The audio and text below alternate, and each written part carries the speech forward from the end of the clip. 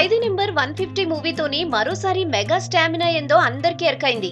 ఈ సినిమా తర్వాత చిరంజీవి ఆయన 151వ సినిమాను కొణిదెల ప్రొడక్షన్ బ్యానర్ లా రామ్ చరణ్ నిర్మాతగా సురేందర్ రెడ్డి దర్శకత్వంలో బ్రిటిషర్స్ ను గడగడలాడించిన స్వాతంత్ర సమరయోధుడు ఉయ్యాలవాడ నరసింహారెడ్డి పాత్ర జేనీకి రెడీ అయితుండు. అంతేకాదు డైరెక్టర్ సురేందర్ రెడ్డి ఈ చారిత్రక సినిమా కోసం రైటర్ పరుచూరి బ్రదర్స్ తో స్టోరీ డిస్కషన్స్ కంప్లీట్ అయి ఫైనల్ స్క్రిప్ట్ కూడా రెడీ చేసుకుండట. 170 ఏళ్ల పూర్వం చారిత్రక నేపథ్యంలో తెరకెక్కనున్న ఈ మూవీ కోసం ఇప్పటికే లొకేషన్స్ ను కూడా ఫైనల్ చేసిరట. ఈ మూవీలా చిరంజీవి కొత్త లుక్ తో కనిపించబోతుండు. అంతేకాదు ఈ పాత్ర కోసం గడ్డం కూడా పెంచుతుండు. ఇప్పటికే కొంతమంది ఆర్టిస్టులతోని చిరు డ్రాయింగ్స్ కూడా వేయిస్తుర్రు.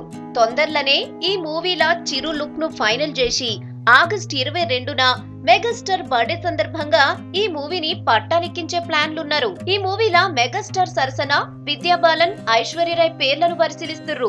అంతేకాదు ఈ మూవీల చిరంజీవికి టక్కరిచ్చే విలన్ పాత్ర కోసం రానాను తీసుకోవాలని చూస్తుర్రు. ఇప్పటికే బాహుబలి సిరీస్ తోని విలన్ గా రానా అన్ని ఇండస్ట్రీస్ వాళ్లకు మస్తు నజ్దిక్ అయిండు.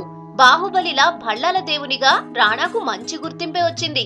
ఇక ఉయ్యాలవాడ నరసింహారెడ్డి మూవీలా రానా విలన్ గా నటిస్తే ఈ మూవీని అన్ని భాషలలో కూడా రిలీజ్ చేయొచ్చనే ప్లాన్లున్నారు మెగాస్టార్ అండ్ టీమ్.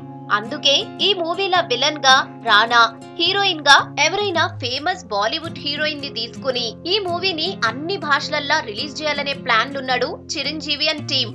మొత్తానికి మెగా కాంపౌండ్ వేస్తున్న ఈ స్కెచ్ ఎంతవరకు వర్కౌట్ అవుతాయో తెలవాలంటే ఇంకొన్ని దినాలు ఓపిక పట్టాల్సిందే.